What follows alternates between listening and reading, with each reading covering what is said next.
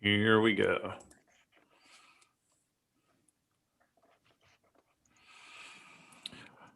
What's going on, guys? Welcome. You are live with the Toe Bugs and Wes Medel from Medel Boots Co. What's going on, Wes? What's happening, guys? How you doing, Angel? Hey, Wes. I'm doing well, man. I'm doing really good. We got a lot of people in the chat. Yeah, we do. We got Carol Burgess, Death Like Reviews. Jeremiah Craig is in the house. How's everybody doing tonight? JC, what up? Carol B. Hey, girl. I don't know if y'all saw, but I posted a video from our live stream with Lucas, and I made basically a review of the Banderas with Lucas talking about them. Nice. There was that much information in there to do it. So Yeah, I messaged Lucas, and I was like, "Hey, man, I'm about to make you famous." Oh God, what? And I was like, I was going to do this today, so I just wanted to get your approval first. And he was like, yeah, go for it. That's fine. It was a funny picture. He's all smiling. He's like, Yeah. Yeah. I was waiting for the right time to do a screenshot for the thumbnail. So how's I always everyone wonder. doing? Are you guys wearing boots today? I you wear am. boots today? You know it. Oh, you're still wearing them right now? heck yeah. I've got JW Ostrich full quill. Okay. Nice. I can't stretch my foot that long, but I'm wearing the Chisos #1s The today. Chisos. Can't go wrong with Yes, that. sir. I mean, these right here? Yeah. Nice. The ones. Yeah. Yes. Lucas, there you are, brother. What's up? What are you guys wearing? Everyone in the audience. JC, Carol, are you guys wearing boots today? What were the last pair that you guys wear? I bet I know what Death Like's wearing. He's Those probably shrunken wearing shoulders. those shrunken shoulder, the Tony Llamas.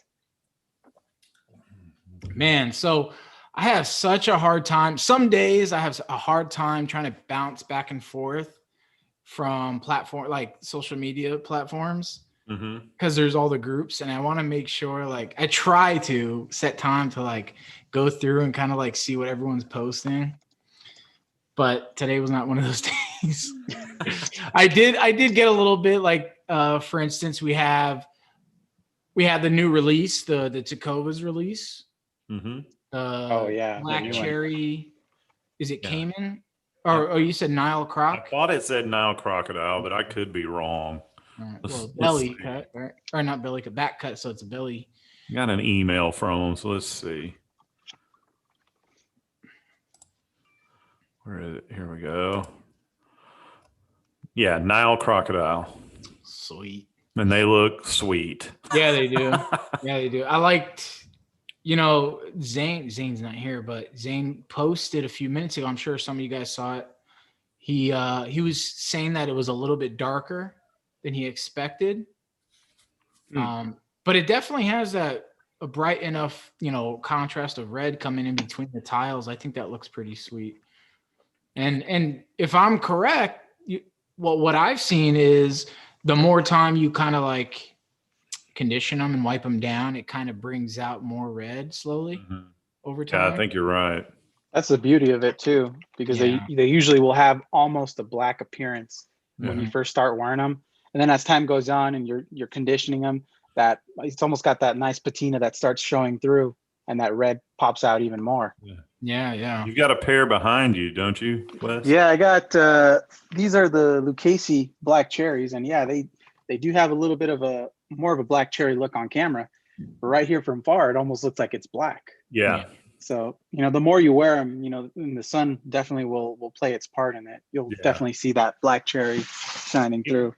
Even my brown gaiters, I don't know if this is going to come through on camera, but where my foot creases, that's not going to show. But right across here, and then in a couple other spots, it's just like you said, that's even lightened up some on this brown color, and it still looks nice.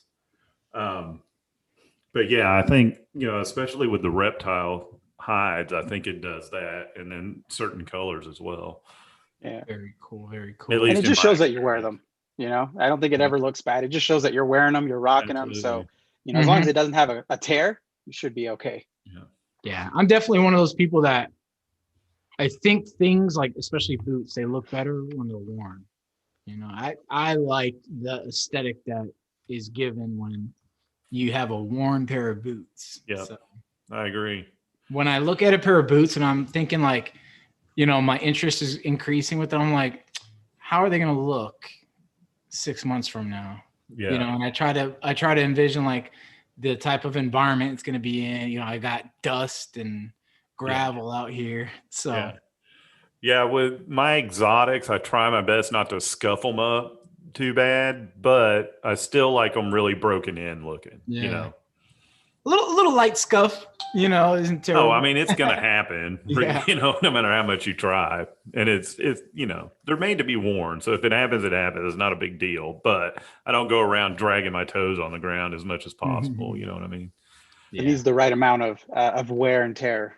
Mm-hmm. It's a balance. It has to be a balance, especially because like if I wear the Chisos, I don't really worry about getting in the dirt or anything like that. Like I mentioned it earlier, like last week, I played a pickup game of football with my coworkers, and I was running in Chisos which isn't the best idea, but they got dirty, and I just picked them up, brushed them off, and they were good to go. Yeah. But I don't think I'd be that easy to take that decision if I was wearing some Lucchese Cayman bellies and black cherry, where I'd be like, you know what, let's give it a shot barefoot. So Yeah. I wouldn't want to do that. Yeah. And, honestly, cowhide and rough out and stuff like that, I don't mind scuffs on that at all, personally. I think that just adds to it. Mm-hmm. Gives it a better character. Yeah. Yeah. Wes, why don't you tell us a little bit about your business, man? Yeah. Well, started out pretty simple. I growing up, I didn't really wear that many cowboy boots, but I ended up picking it up right now before I got married, and I picked up a pair from the thrift shop, and I started cleaning them up. I remembered the way my dad taught me, that old school way of how you clean out your boots. Started shining them up, and eventually started getting my second, third, fourth pair of boots. And I would just clean them when I had free time. I would just be watching the TV, just brushing them, giving that polish on. And then my wife says, you should just charge to do that. And I said, well, I mean, who would I charge? And she said, just start posting about it, make a little page, and see if people will react to it. Sure enough, I started spreading the word to friends, and one of them said, well, I don't have any boots, but if I did, I'd definitely give you a chance to shine them up for me. And I said, well, I could find you a pair of boots to get them cleaned up. And he says, well, let's do it. And that's basically how it started.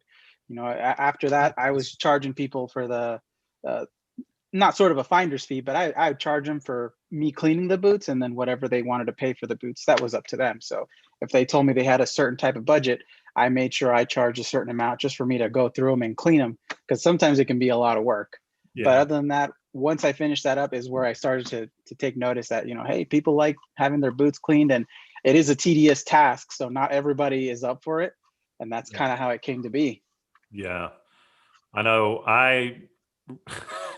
I'm so lazy about boot care. I mean, I reluctantly will condition them and stuff, but man, I can't even tell you the last time I polished a pair. It's a lot of work, and I don't know. I always tell myself I need to do it, and then I talk myself out of it. It's not for everyone. I think it's especially because of how good you've gotten at it. I think it's a good thing, a good service to provide. Yeah. Pretty much it's come to the point now where if I take out my little box of supplies, which I always put everything in there now, my wife will see me, she'll be like, no, not right now. Yeah. Because I'll just start cleaning them up right then and there, and I'll just say, it's only one pair, this is just for somebody else. Yeah. So it's a more of a hobby now. Oh, Death Like Reviews was your first customer on Instagram? Heck yeah, he was the first guy I shipped them out to, and I think he bought. You're gonna have to correct me on this, Nick, but I think he bought like a pair of Ariats. They were like some rough outs, but they came to me in pretty bad shape when I first got them, and then when he wanted them, I just had to clean them up really nice, and they turned out really, really great. Yeah. And I think he just bought some shrunken shoulder boots recently too, so I know he's pretty happy with those as well. And that's part of what you do also is find boots and then resell them, correct? Yeah, so I'll go to the thrift stores locally here.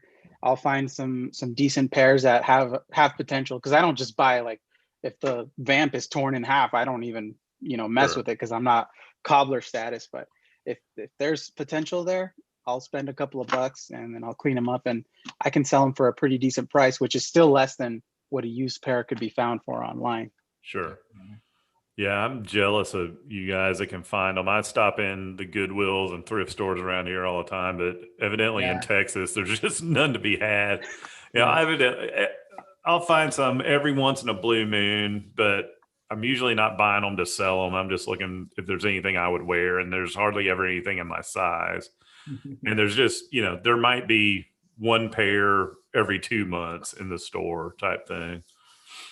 I stopped in a couple weeks ago at my local Goodwill, and they had two pairs. They were way smaller in size, but I couldn't read the brand, so I didn't look into any further. But I definitely look, because of course JC is always talking about those secondary markets. Yeah, and that's the one place I've never gone to look for boots, is a Goodwill. So yeah. And even though I rarely find them, I'm always in the back of my mind, I'm like, yeah, but as soon as you stop looking is when they're going to have something really cool in there, Yeah. As soon as you buy a pair of brand new $500 or $600 exotics, you'll find something very worthwhile. Yeah. Yeah, for $20 or something. Yeah. That's easily worth 300. Or somebody's just giving them away and you're like the last person to find out. Yeah. That is how it goes. That's happened before. Right. So how's the weather?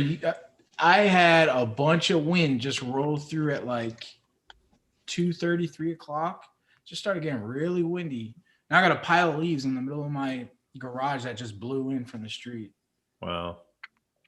How's We've had some pretty warm weather. It was in the low 70s today, which is crazy after the winter storm we got a couple weeks ago. It was like in 6 days, it had gone from 0 degrees to 60 something. That's crazy, man. I was watching some like YouTube compilation videos of like the Texas weather, and everything was just frozen. People were just pouring bottles of water, and it turned into like a little what is it? A reverse? Is it stalactite, stalagmite? Something like that. A little icicle. Yeah, I didn't realize it was that cold. Obviously cold snow is cold, but I didn't know everything was freezing like that. It was shocking to me when I went outside. And we'll get freezes, pretty often. We don't get snow, we'll get ice, a lot of sleet that turns into ice on the roads, and it'll get in the 20s. But there was a huge difference between 20 and 0. It was like, it just hit me in the face. Man, I am not built for this. I'm built for 115, Was it windy out there too during that time? Yeah, a couple of times, but for the most part, it was pretty calm. It was just cold. Yeah. And that's, when we get it in the 20s, we usually have wind. It's really windy in a lot of parts of Texas. And here in DFW, it gets really windy. So the wind chill will be fairly cold, but still, it was just different, Yeah. And it really screwed up my swimming pool. I've got a lot of damage to the equipment and the pool itself that we're going to have to pay to fix. I don't know. Luckily, nothing, our pipes in the house didn't burst or anything like a lot of people's did, but. Yeah. Carol knows, she's up in Canada. Oh, man. I remember, New York is one of those places where you walk out into the street and it's like you're all bundled up, but every little part that is not bundled up, that wind will hit you and just take you out. Cuts. Yeah, Mark Dotson, you're right. That's the big saying in Texas is if you don't like the weather, just wait 10 minutes. It's crazy. And then we get tons of tornadoes and crap too. Wes, are you in Texas as well? No, I'm actually in St. George, Utah. So, Oh, that's if right. if you're driving, if you pass Vegas on the 15, we're about an hour and 45 minutes away. So we're actually that first little town as soon as you enter the Utah border. So we're right north of the desert, so we get a little bit of that desert heat. But right now it's actually been very chilly. But today, for some reason, it went up to 70 and it's been drizzling. So it's been one of those days where you're not really sure what you're supposed to wear today. Yeah. It set a high of 79 this morning. I was like, oh, great, here we go. Summer's on its way. Yeah. And luckily, the wind just kind of really cooled everything down. So I'm liking it. Are you close to like Moab, or how far are you from Grand Canyon? So we're about 3.5. I might be wrong because I'm still new to the area, but we might be like about 2.5 hours or so from the Grand Canyon. So it's we haven't been able to go right now because of all the closures going on, but we're about 2.5 hours away from Bryce Canyon National Park. We're right next to Zion National Park, which is nice. So it's about a 30-minute trip and you're already there. So, we do get to have that beauty outside, only that, once you live here, you don't really want to go there that often because of all the tourism. So you kind of go on a day where not a lot of people will go. Yep, exactly. Yeah, that's true. Like Arizona's got a lot of, in Texas too, got a lot of tourist destinations. And so as a local, you try to go like during the week, like a Wednesday, or, Yeah. that's always worked for me. I plan on going up to Moab, hopefully in the next maybe month or two. That'd be, my wife and I want to do like a little bit of a mini road trip, camp out, a little bit of camping and stuff. What part of Arizona are you in, Angel? I'm in Maricopa. The city's Maricopa, and it's about 25 minutes, 30 minutes south of like Tempe and Phoenix there. So we're pretty close to like ASU and everything. Gotcha.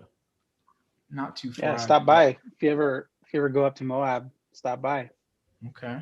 Yeah, we're probably gonna wing it. We're like one of those people that we have more fun when we don't like plan things out really. So, we'll see. But no, definitely if I'm in the area, I will definitely hit you up. We'll take some shots together and pictures and drinks. Heck yeah. That'd be fun, man. So we got, dude. So those Tacovas are pretty badass. I like them. Yeah. And I saw the picture of the side zips, and I'm like, I'm so like on the fence about side zips because I've never owned a pair of side zips. There's just something about them that kind of makes me, I don't know why. I'm just attracted to that look, and Yeah. what it like the qualities it gives, like easy on, easy off, and I don't know.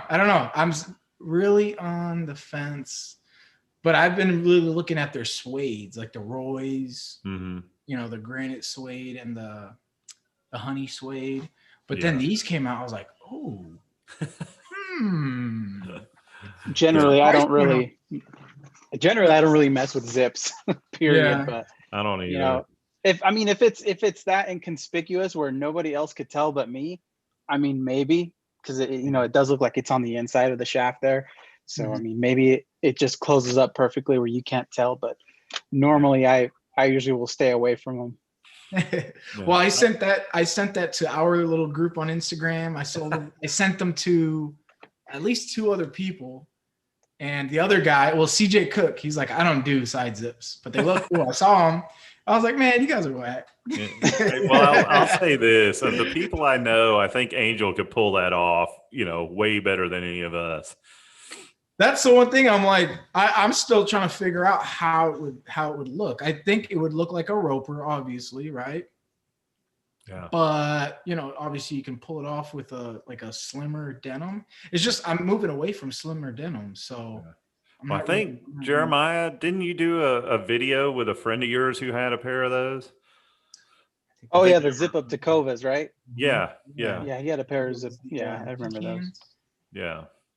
And I feel like cool, just I don't know. I don't think I could pull it off, honestly.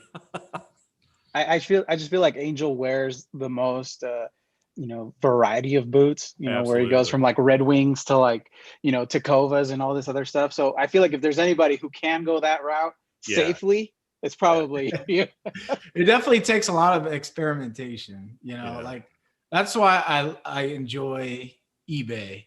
I get a lot of stuff on eBay, whether it's articles of clothing or footwear. It makes it easier to kind of get in and kind of experiment with that look. And more times than not, I'm like, oh, okay, this is actually pretty cool. But other times I'm just like, nope, I'm gonna clean it up, see if I can get $5 more than what I paid. Yeah. Kind of like US, right? yeah, I'm just Well, like, maybe I can break even with this. Right. At least get the shipping taken care of. Well, there's times where I'm just like, as long as I break even, I'll be happy that somebody's gonna appreciate them more than I can. Yeah. Carol asked if my wife Jenny wears boots. She does wear boots. She's only got one pair at the moment. I did buy her a pair of Red Wing Iron Rangers a few years back, but we couldn't get the sizing right for her. Obviously, there's definitely break-in period with that, and I was, she understood it because I was all up in her ear like, they're gonna break in. She's like, I can't do it. So we listed them on eBay, and they were in basically brand new condition. But I definitely want to get her in another pair of cowgirl boots. I think. But we got to find something that is not like a C width. She's got more of like a D width foot. So I've been trying to get my wife in a pair also. And the thing with her is she was wearing boots like me in the 80s and 90s. And back then it was, at least here, everybody wore ropers. And so that's pretty much what she likes. And I'm just having a really hard time finding any women's ropers, new and used. There's a lot of them out there, but I haven't found any in her size. But, Justin's still making some plain cowhide ropers, but only in men's sizes. And so I've been, I've been looking around, and she can't get on board with like the snip toes, that are so popular in the women's boots right now, which I think they look great, but I guess it's just not her thing. Yeah, that's what my wife has, a pair of snip toes. Yeah. Yeah, I feel like women's natural tendency for boots is to go for the snip toe. Yeah. I think it looks very, very feminine, very kind of like their heeled shoes. Yeah. So that's kind of what my wife has been rocking most of the time is snip toes. I'll tell you some that I think are just awesome looking are the ones, the women's Cayman snip toes from Ruho, because it's like a triad design where it's, the Cayman on the front and then the heel counter, but then down the sides in the middle of the boots, regular cowhide. I think they're really sharp, but my wife didn't like them. And aren't they a little bit shorter too? They may be. The women's ones as well. They look more like a booty type of shape. Yeah. Right? Yeah. And that's the other thing that she wants is a little bit shorter. She's, I don't know. I think it's more of a comfort thing with her. Usually the calves too, that can be an issue for them as well. Yeah, Carol said, I agree with Carol. She said, I wish the boot companies would make smaller sizes in men's boots. I think that would appeal to a lot of women that, there's a lot of boots that would look nice that, they just don't make small enough for a lot of women's feet. So. Yeah. And I think that would work for my wife. I think she might even go for more of a medium round toe, but like I said, most of what we found out there right now in new boots is kind of the snip toe look. Right. Yeah, I was Taco has released those it was like a bone and those blades. Those are they look pretty cool. She liked the rose, the shape of it, the shaft height, the heel height and everything. But she's like, the pink is too much for me. Yeah. I was like, yeah, it is kind of a little flashy, So yeah, that's probably going to be on the venue soon, is getting her into another pair. You know, the sizing is the issue, is finding something.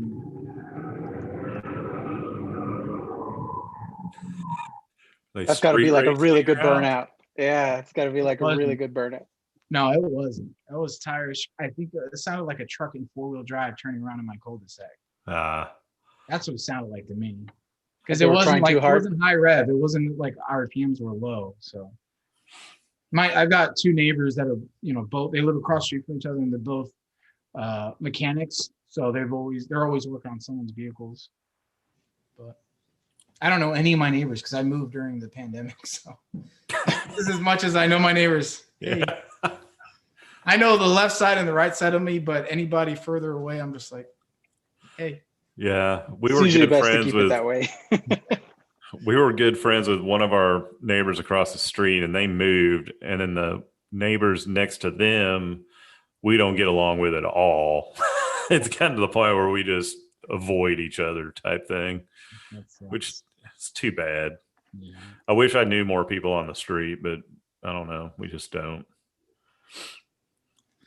Yeah. Like Carol's comment here, some women's boots are usually too girly.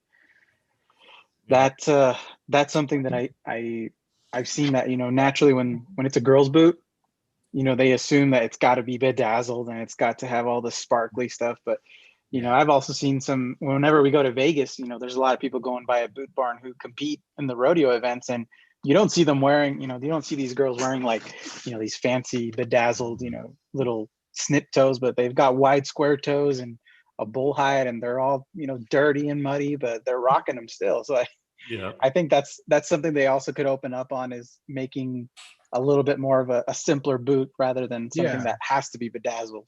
Yeah, something that's more rugged looking for the women. Yeah, they can be rugged too. Yeah, absolutely. Yeah, so 2021, of course.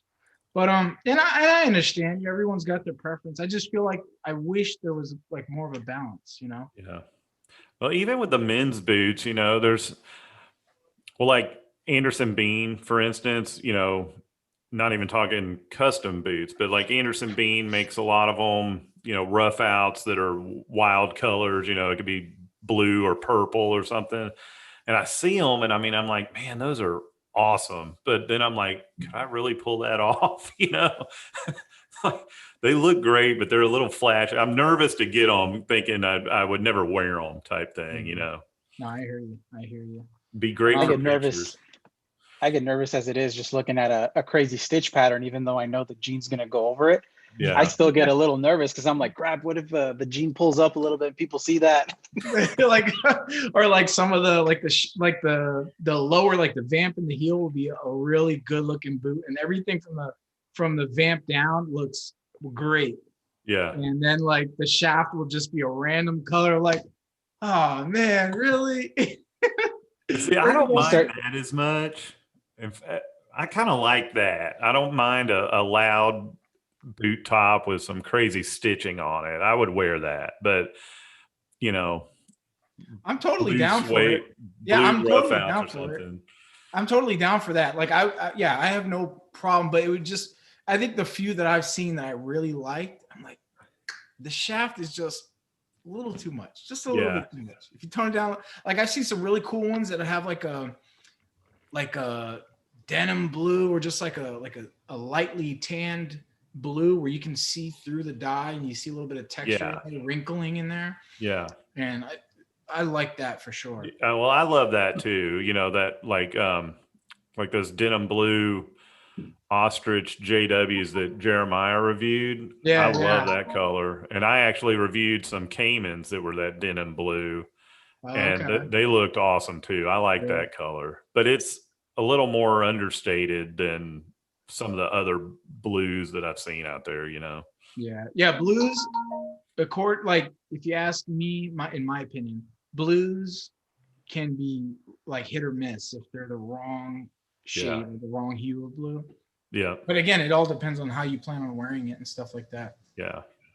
And I think, you know, one of these days I'm going to get some custom boots made. And if I ever do that, I think I probably would go with something wild looking, just because that would probably be a once in a lifetime thing for me to spend that much money on a pair of boots. Um, and so I'd be like, well, what am I doing this for if I'm just getting brown cowhide? Let's go balls out on this and see what happens. That would be awesome. That'd be a cool little pop out color. Yeah. Yeah, I feel like if I could pick something that was a little flashy but not too flashy, I'd love to have maybe a pair of JWs or something with some red stitching on a black boot. I feel like the red just looks really, really nice, and you don't necessarily have to get too crazy with it, because that's as crazy as I'll go. I could go maybe a little bit of green, like I have some Nakona Sea Turtles that have some green stitching, and that's as crazy as I'll go. But once the shaft turns into like iridescent colors, and I'm like, all right, maybe I got to tone it down a little bit. Yeah, the red stitching looks awesome on black cherry too. Oh yeah. Yeah, they definitely complementing colors of red. Lucas says, as long as they don't look like the shafts on those alphas, I think he's talking about the like the pearl color shaft. Is that the one that you said about, look like I think he said the ones that look like Ace's boots from Kiss. Yeah, they were the like smelly ones. Those are the smelly silver. ones. Yeah, they were crazy, man. I opened them up and I just started laughing. And I knew because I saw them on the website, right? But still, I opened them up and it's like, oh man, this is crazy. I have yet to receive a pair of boots that, like smelled weird or didn't smell like leather. So yeah, I have yet, hopefully I don't. So those alphas were horrible. But then the one that sticks out to me, as funny as it sounds, is I reviewed some Lucchese Cayman. They were a 7-toe, and they were awesome looking boots, but they had kind of a strange smell to them. It wasn't necessarily bad, but it was not a leather smell at all, Like and artificial usually smell? when I do exotics, you'll still get the leather smell from the shaft. You know what I mean? Yeah. And they just didn't have it. And like I said, it wasn't off-putting or bad. It just kind of surprised me. Yeah. You're talking about the Lucchese Franklin? Yeah. Oh, okay. Yeah, that was a good looking boot too. Yeah, it was a great looking boot. The KFC paper. And I've returned them because they were more than I wanted to spend. It was like I bought them. I was all excited. I got them, and then I tried them on. I'm like, man, these are awesome. And then I kind of checked my finances. It was like, I probably shouldn't have bought those. It comes with the territory. They fit. They were definitely the right size. I don't think going down in size would have worked, but across, not the top of my foot, but like the base of my toes, if that makes sense. Not really the toe box, but kind of where your foot bends. It was like they were too tall right there for my foot. So it's like they fit in the toe box, they fit, on across the top of the foot, but they're in the middle. I thought they would break in weird looking, if that makes sense. It looks sloppy. Yeah. Sometimes they do that. They'll instead of like bending, right. What are my words here? Sometimes if they, bend like in a straight line, that's usually what you're going for. But there's times where it'll bend diagonally, and then that's where I can tell usually it's not the best fit that that I could get. It was one of those things. Is I felt like I got the right size, but just that particular Lucchese, the style or the way it was lasted or whatever, didn't fit my foot as good as I would have liked. Yeah, but they were so damn good that I still did. I've really considered keeping them. Yeah, when I started wearing the 7-toe, that was probably going to be one of my next boots with that. But then finances are like, hold on, wait a second.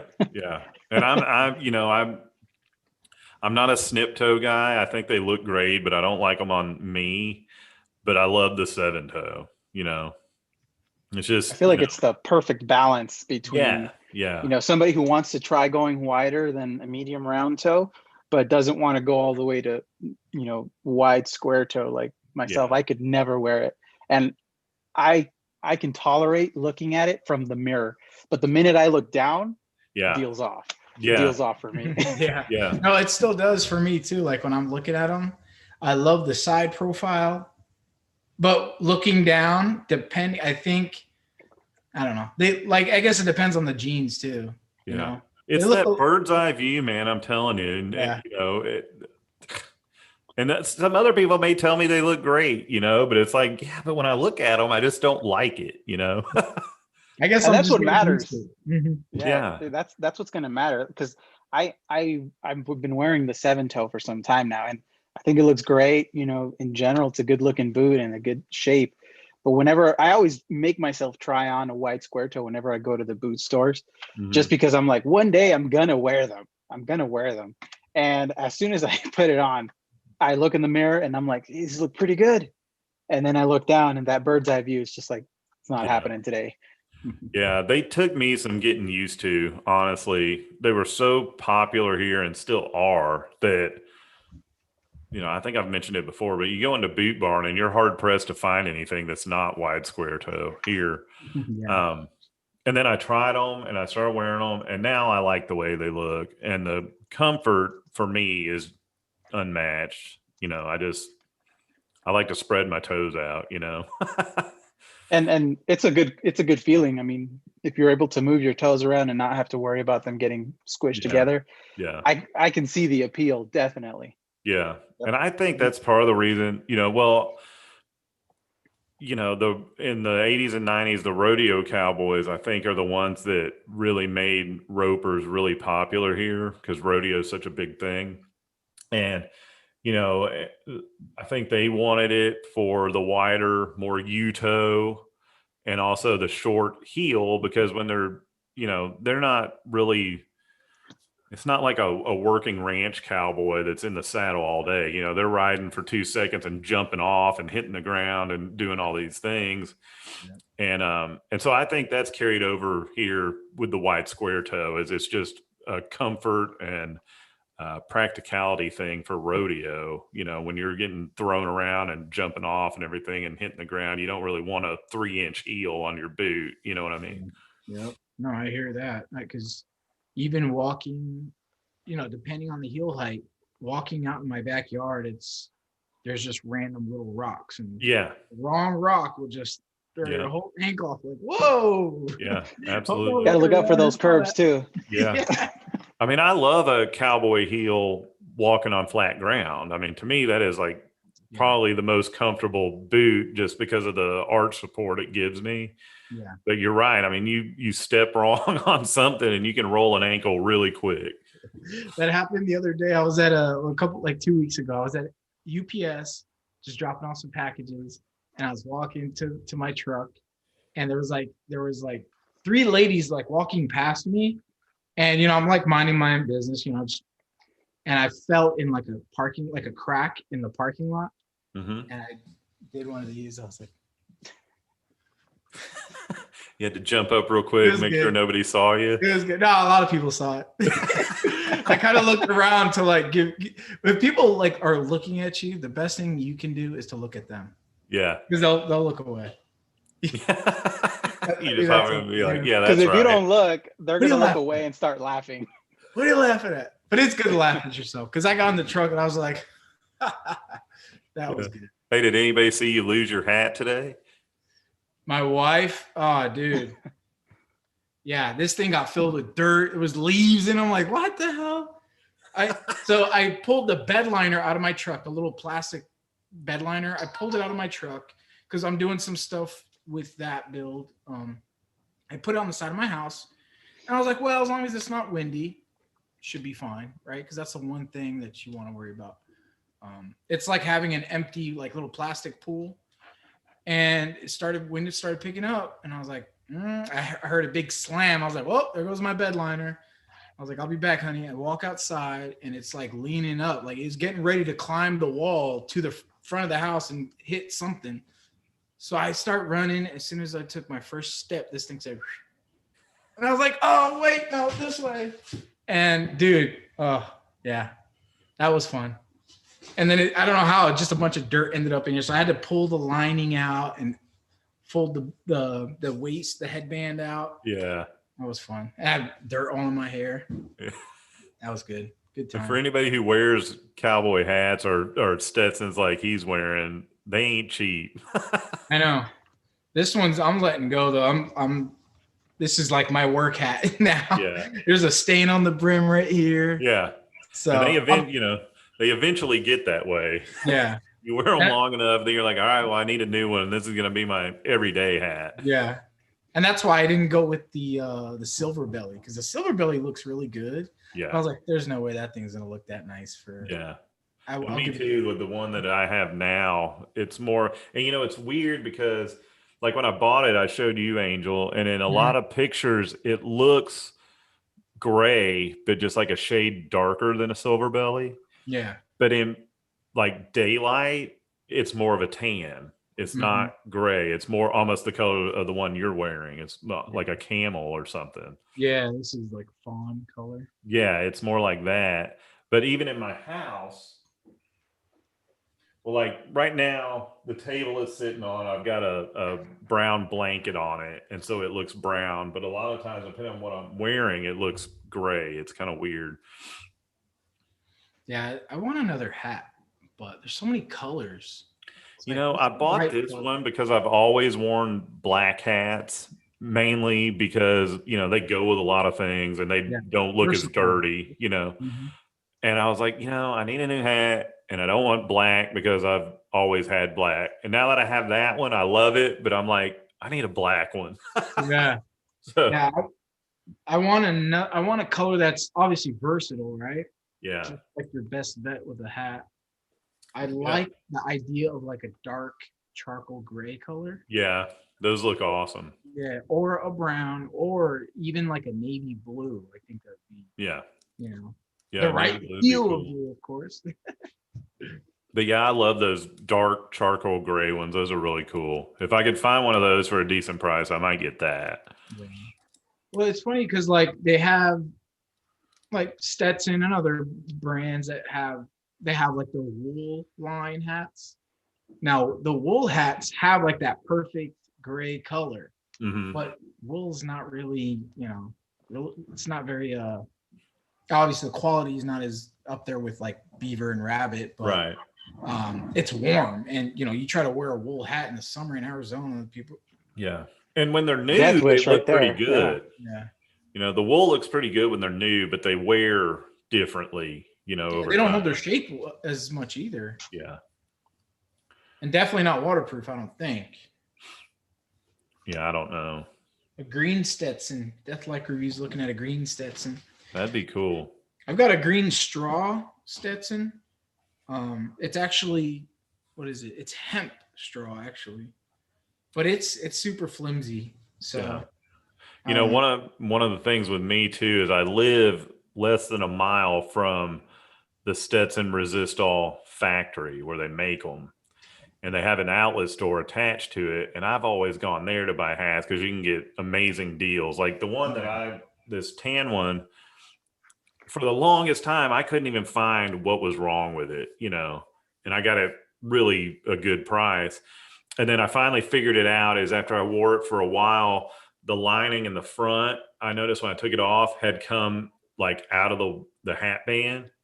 And I think the deal was it just wasn't glued down good, in the front.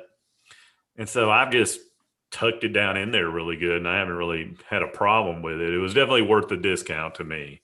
Well, I've never known that liners were supposed to be glued down. Well, this one in the back it is. I don't know. Because mine isn't.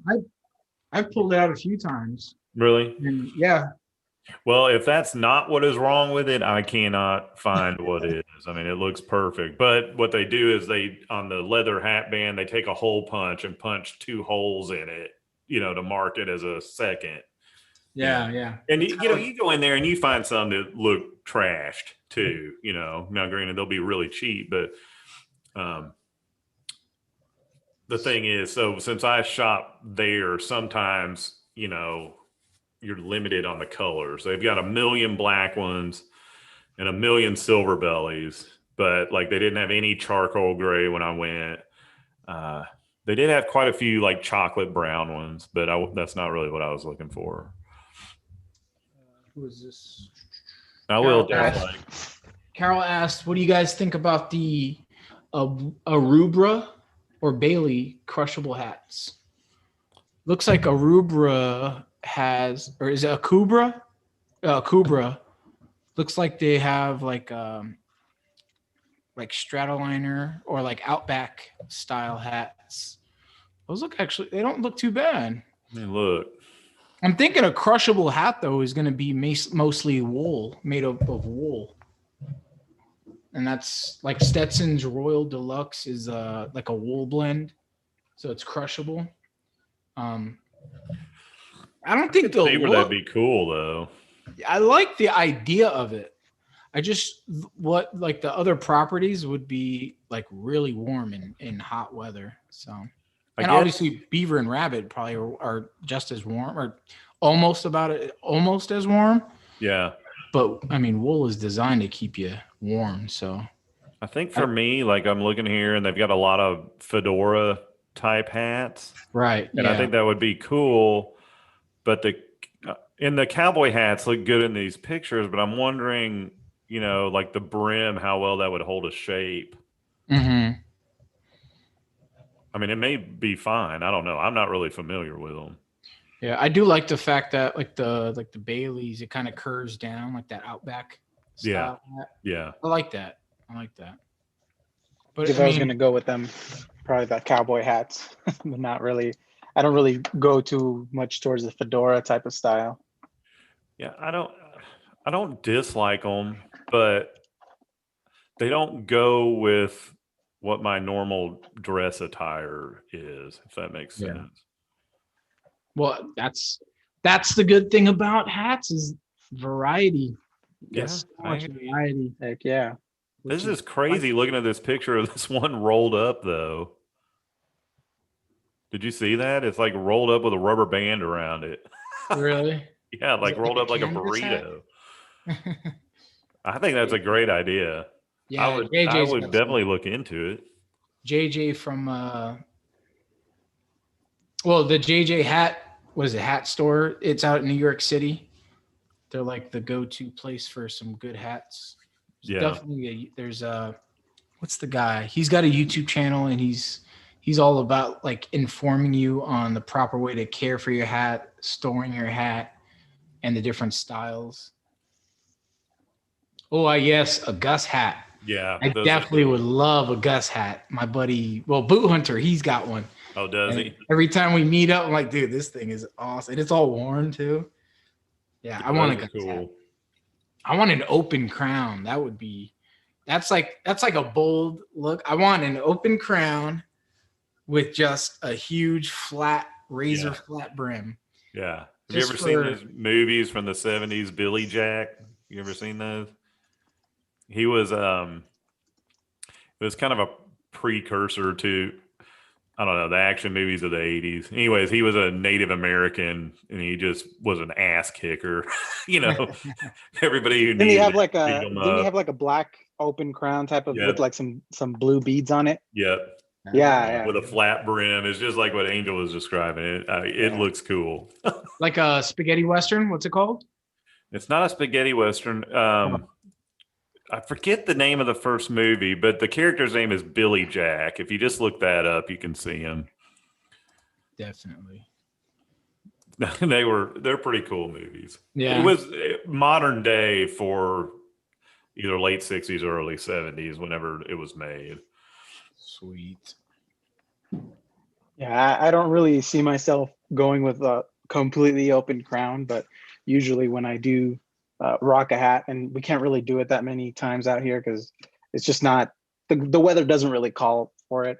I usually just try to wear like a small little, 4-inch brim and just something with a, a cattleman crown, just because I like the simplicity of it. But yeah, I do like every so often going to Boot Barn and just making the brim a little bit wider, a little bit shorter, just, based on a whim. And it's just nice how versatile they are. Yeah. I'll do that too. Once mine gets a little bit out of shape, I'll go and I'll usually have him do it something different just to change it up. Yeah. Open crowns can be shaped to anything. I mean, that's how most hats are.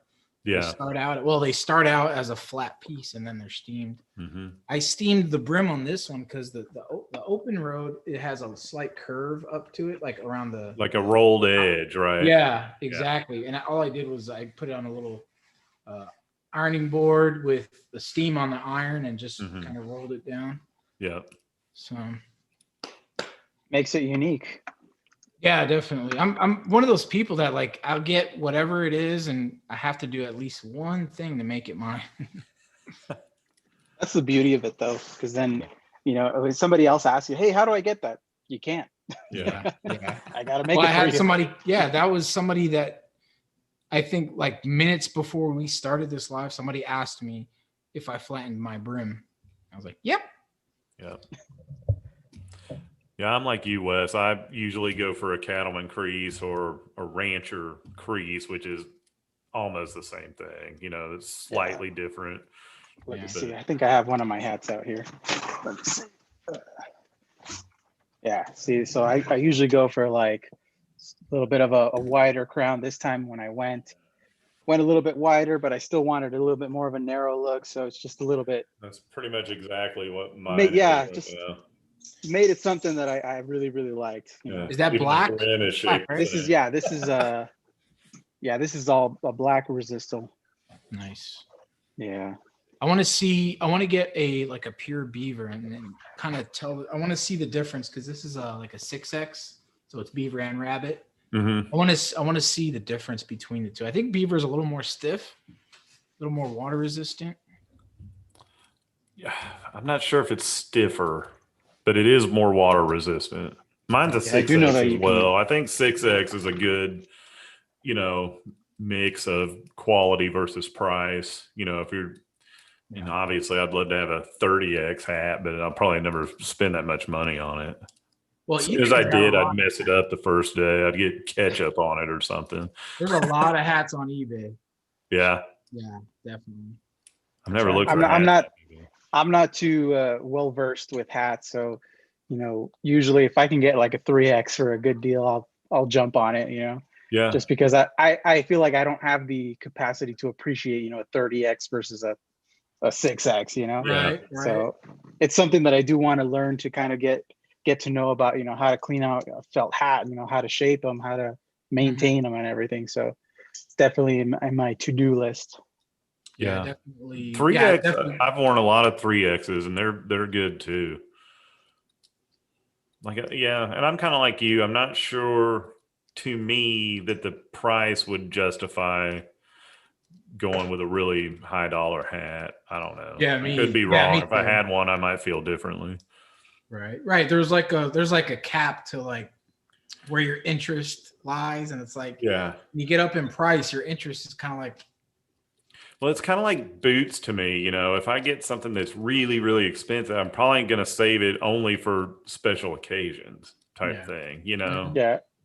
And then you kind of feel bad when you don't wear them because you said, hey, I spent this much money on it. Yeah. And, it's like, and you don't really get to all this money and I'm scared to wear them. Oh, so before you go, buddy, he said, I think it was you. He said he didn't, he couldn't pull one off. He doesn't feel like he could pull a hat off, but you can, Neil. You can definitely. Yeah. Oh yeah.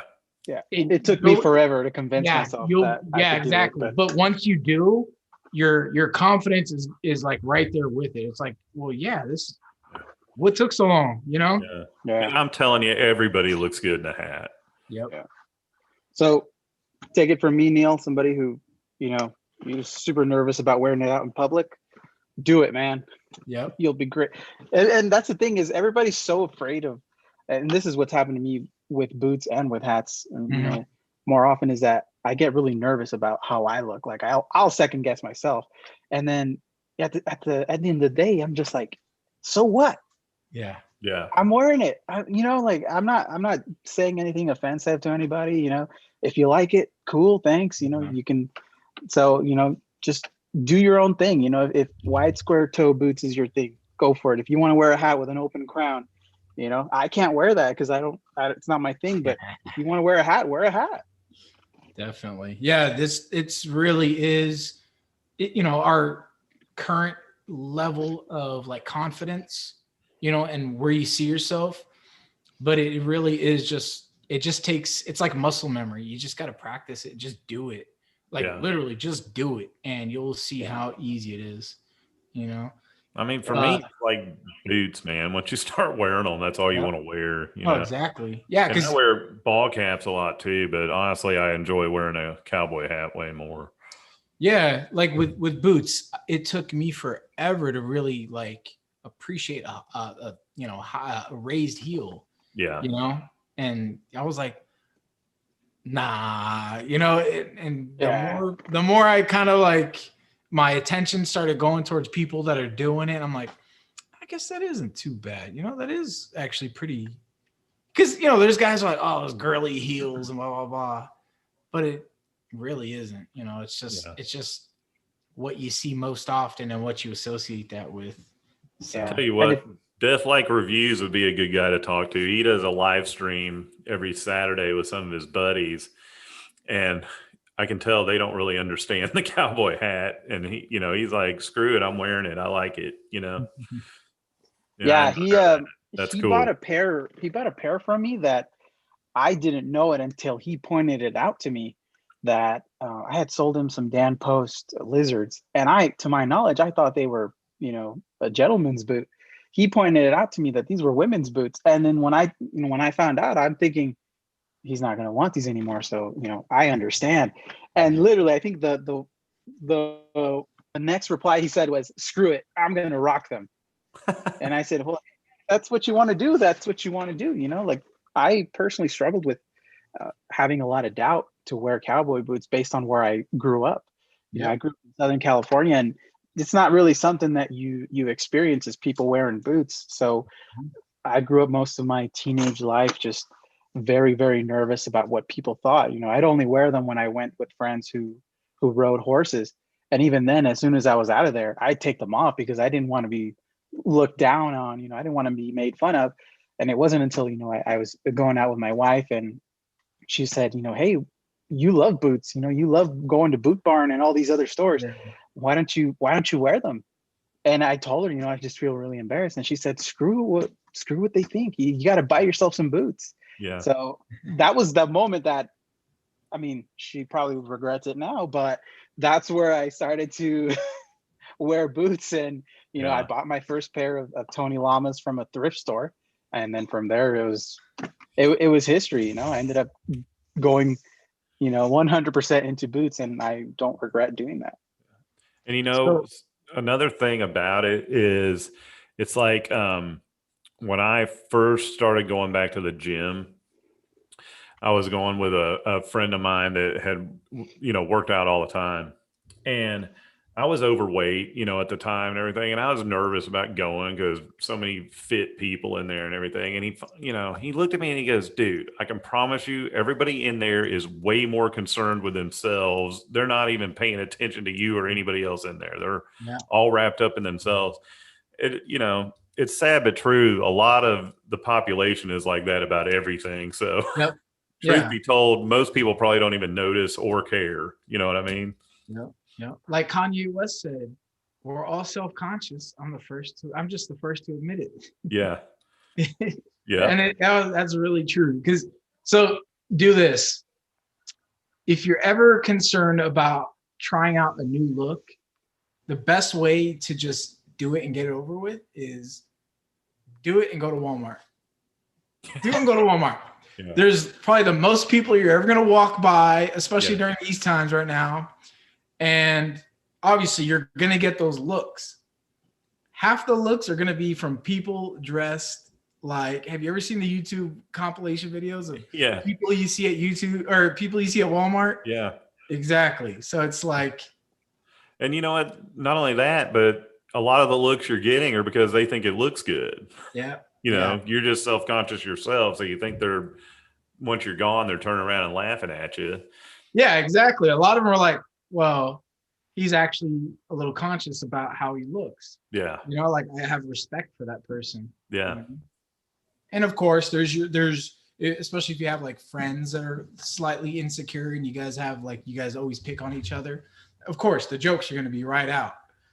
Yeah. But put it into perspective for him. Like, let me see you do something like this. Let me see you come out of your little comfort shell of bully of teasing. Let me see you pull this off. Yeah. Yeah, Pull it you off may get better. ribbed by your buddies, just because that's what you do, but you could turn right around and make fun of them about something else too, Exactly. It's all fun in games until they tell you and approach you like, hey, do you happen to know if I could pull this off? What do you think? Do you think I could wear boots? Yeah.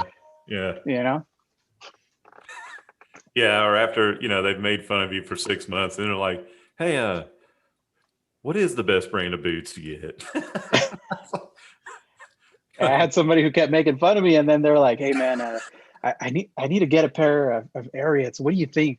Yeah, exactly. Like, You let it stew in their brain, in their mind. They're like, you know what? Yeah, but that's the thing. When it's your buddies, they're full of shit the whole time. Right. So they're just giving you hell just to do it. You know what I mean? For real. Yeah, which is why, just own it. If you want to wear them, wear them. If there's something new that you want to try, a new style. Hell like for me, it was going into exotics. I was really nervous about it because I remember having a chat with my wife when we were driving to Zion National Park, and there was like a little farm where they had some ostriches, and I was looking at it, and then the conversation came up, and I said, "Hey, what do you think if I wore a pair of ostrich boots?" And she says, "Well, I don't really know what they look like, but I mean, if you wanted to do it." And all of a sudden, I had ordered a pair of ostrich boots on eBay that were, just $100. So I thought to myself, what the heck? I might as well just, it's a fair risk. And I ended up loving them. And to this day, she'll still say, those because they were full quill. She'll say those full quills look like pimples. And at first, I was like, I can't wear this then. But as time went on, she was okay with it to the point where, when I showed her like the bias cut crocodile belly, she's like, well, I don't really like that it's not straight. So, maybe just stick to the ostrich. So, as time goes on, you'll get used to it. You just gotta try it, at least give yourself the opportunity. And if it works, great. And if it doesn't, but most of the time it'll work and you'll get into it. Full quill ostrich, for some people it may be an acquired taste, but I challenge anybody to try them on and tell me they're not comfortable, because that hide is so thin and soft, but at the same time, it's like one of the most durable hides as well. And I love ostrich. I think ostrich looks really, really cool just in general. It just sticks out. Yeah. Most of the time it's just got a cool look to it. And these are the Ruho Deacons, I believe. Yeah. There's a really, really comfortable, and they feel so soft, man. Like, it puts bull hide and everything to shame just because of how soft it is. Exactly. I just feel like you could just do whatever you want in this and, wear it every day, and it still gets good looks because, it's got the full quill to it. But if that's a little too flashy for you, then you could always get something with black or gray. Yeah. Just something a little bit more toned down. And the smooth ostrich is close on the softness, so if you wanted to maybe start with that, but I actually like for me, I'm just a full quill guy. I like smooth ostrich because it's inconsistent. I like that a lot. I think it looks great, and I've had several pairs and I really liked them. And it may not be that they're not as soft. I don't think it's as thin, if that makes sense, or at least the ones that it does look like it's a little bit rougher, like to the touch. Yeah. So we had JC Jeremiah. Was it yesterday or the day before? He posted on his group. Like, how do you guys feel about the break-in period? Do you guys like immediate comfort, or are you guys okay with a gruesome break-in process? And me, honestly, I like a break-in process. Obviously not gruesome. I don't like the pain, really, but I like the idea that, knowing that pain, that slight discomfort, is going to pay off in the long run. Like, eventually these things are going to be so comfortable. So I like a little bit of break-in. And I also feel like if something's too comfortable right off the bat, you might be a little suspect. Like, are these things going to last? I agree with you on the break-in period. To me, it's almost satisfying knowing that you're forming it exactly to your foot. You know, Yeah, it's like you yeah. feel like you're doing something. Whereas, you know, if you put them on and they're the most comfortable shoe you've ever worn in your life, I mean, that's awesome too, but I don't feel like I'm accomplishing anything. Yeah, yeah. Now, Like, Like you got to earn it.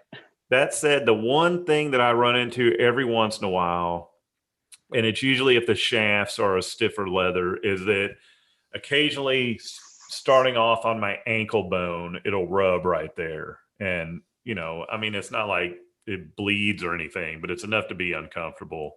But it usually goes away in, you know, I don't know, a week or so. mhm.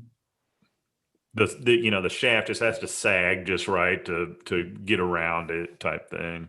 Yeah.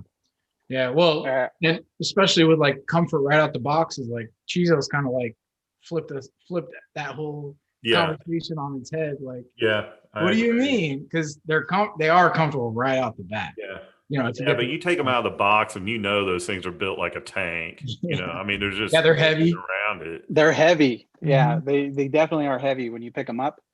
But yeah, I feel like with most of the time, if the boot feels a little bit too comfortable when you're trying it on, I usually just chance it going a half size down just to see. You know, maybe if Mhm. I go, you know, it's a little bit smaller, the Yeah. break in will be a little bit better. You know, it's going to Mhm. fit snug, but it's not going to be so, you know, suspiciously nice. You know, where Mhm. Yeah. like you said, if you start walking and you're just like, wow, I'm floating in this thing, you know, who knows, like if in a week or two when you're wearing it, Yeah. it's, you know, your foot's going to conform and it might even start to fit big on you.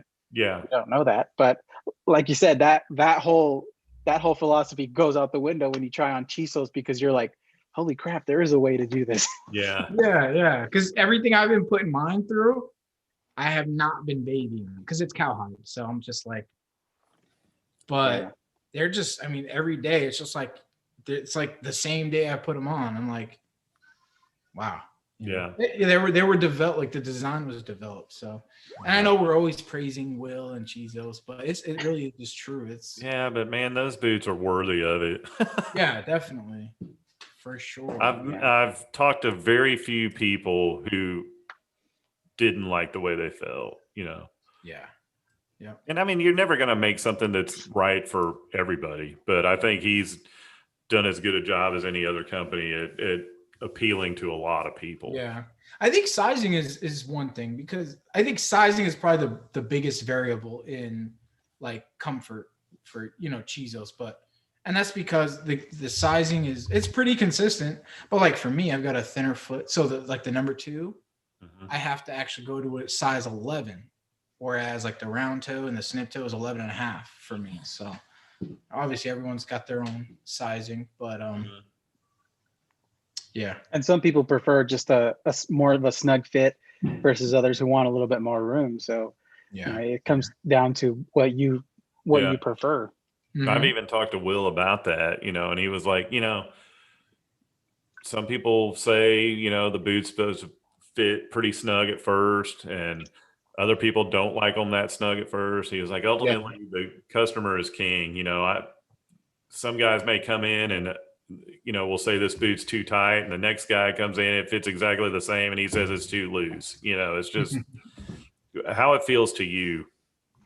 Yeah. So it's crazy because like you're talking, like if you talk about different categories, like if you're talking about heritage style boots, Mm-hmm. a lot of times those leathers are like in ounces, they're probably a little bit thicker, a Mm-hmm. little bit less flexible, and there's usually a little bit more leather. Like if you go with Nick's, tons of leather in there.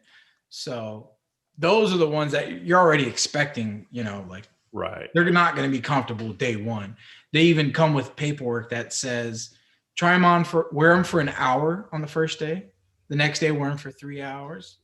The day after Yeah. that, wear them for 5 hours. You know what I mean? So it's definitely a process. So, you know, it really depends on what kind of footwear, but we're talking cowboy boots. So, but there's something about it, because like I've worn engineers and I feel like I would be okay. Like I think the Red Wing Pecos, I think those are probably a very similar style or thickness of leather that you would get in their mock toes or something. So I would assume, I've never tried on Red Wing Pecos, but I would assume that Yeah, it's going to be a little bit more of a process to break in. You know, the leather's going to be a little bit stiffer.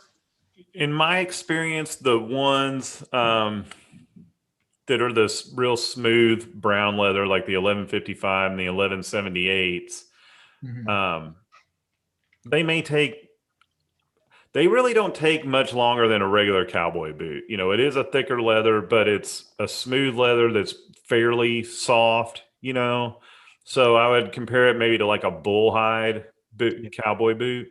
Yeah. But and I don't know what the model numbers are, if they're even still making them, but they started when I was selling them, they had some that came out that were more of like a medium round toe, and they were a real dark brown, and it was textured almost like a bull hide, right? And then it had that what they called the super sole at that time, which was like the black thicker rubber sole. Mm-hmm. And those took a little longer to break in. The leather felt a little bit thicker and it wasn't quite as soft, but it was an oilier leather as well, Okay. but they took a little while longer. And I think, like you said, I think it was probably just because of the thickness, of it. I think Red Wing has a pretty consistent, to a degree. They have a certain consistency of like their leathers, because they're all, obviously they have their own tannery, but they're all chrome tanned. So it's usually dyed all the way through. Mm-hmm. And they usually have, like their copper rough and tough. That's a really tough leather, but once it's broken in, it's super soft. It's crazy. Yeah, I don't even know what I was talking about there. But they have chrome tan leathers, which, in my opinion, they're usually softer, but they're thicker. Yeah. So like those, the 1155 and the 1178, to me, the leather was much more similar to one of the mock toe styles in the Red Wings. Mm-hmm. And then that other one that I was telling you about was a thicker leather than that. And like I said, to the touch, it was more oily, more, it felt much more oil tanned, and it had a texture to it as opposed to just the real smooth leather. Yeah. So Mark, so there's different ways of tanning leathers, and I'm not a leather snob, so forgive me. But chrome tanned uses chromium salts to kind of, I guess, to open up and allow dye to penetrate a little bit better. I try to stay away from cone tanned, just because of the stigma with like the hazards of it.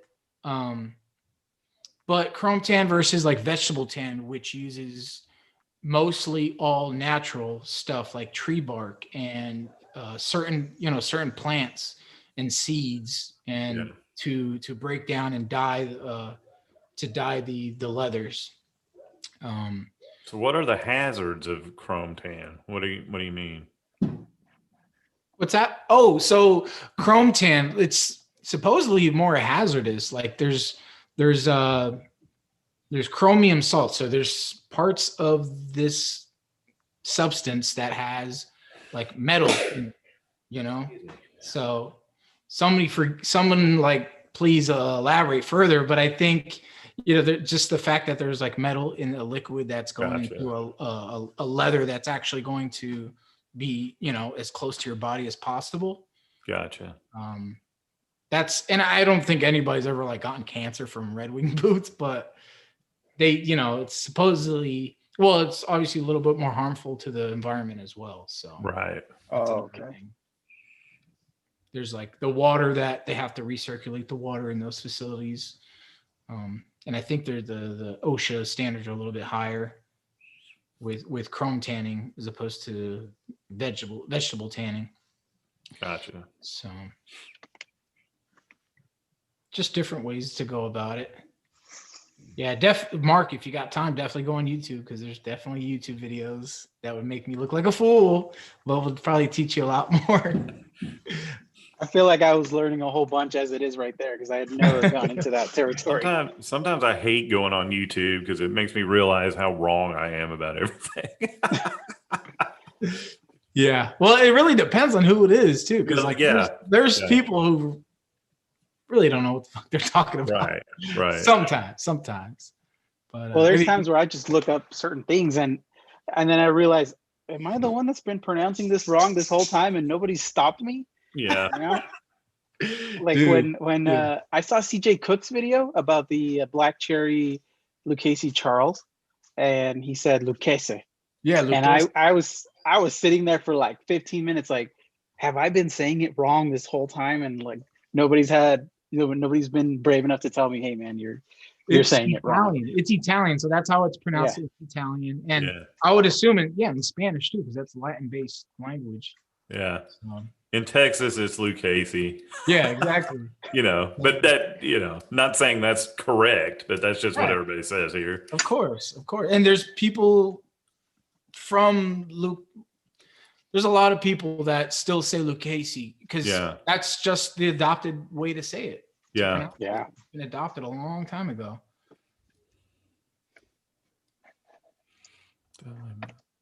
Oh, really? I've been wondering about those Alvies Demon's talking about. Those are the ones with the blue in the heel? Is that what those are? Yeah, I think so. The Alvies boots. Uh-oh, Lucas says everybody is wrong. Oh, shit. Should have known. I was hoping for him to chime in. He's the fact checker, man. I was assuming he was going to jump on my back when I was talking about the chrome tan and the chromium salts. He's. I thought you guys were going to say. He was like, "Go ahead, Angel." I thought you guys were going to say like, "Let's wait for him to type in the answer." He's just laughing maniacally as he's typing that.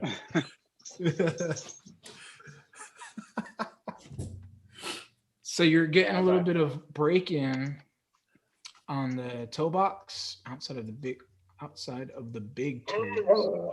Okay. Well, I think that's something that I usually always experience with like a medium round toe, especially the snip toes, the number 5s from Chizos. Before they were fully broken in, they were pushing my big toe in like toward the center. Yeah. And so it would cause a little bit of discomfort. Yeah. And I tend to walk on the outside of my feet. And so with me, it's usually the pinky toe that it does that. Okay. But it's not uncommon by any means. Yeah. And is the number 2, is that sort of like a 7 toe? Is that what that is? Or is it more of a narrow square toe? It's the number 2. Did I say number 2? I meant to say number 5s. Oh, I meant to say the number 5s. I'm sorry. Yeah. No, the number 2s definitely you will not experience that. Those are like probably the most. I was going to say wide French toe. That sounds pretty narrow. Yeah, those are like a narrow square, wide French. Yeah. Oh, okay. Yeah, I really miss French toe looks pretty good too. I need to get a pair of those brushed browns. I've been really I'm in the mood for a brown boot. That's what I'm in. Like, you ever get in those moods where I'm like, I need this. I'm looking for something in this color right now. Yeah. Or I don't have this. I need this. Yeah. And it's like you have this brand and that brand and this. Yeah.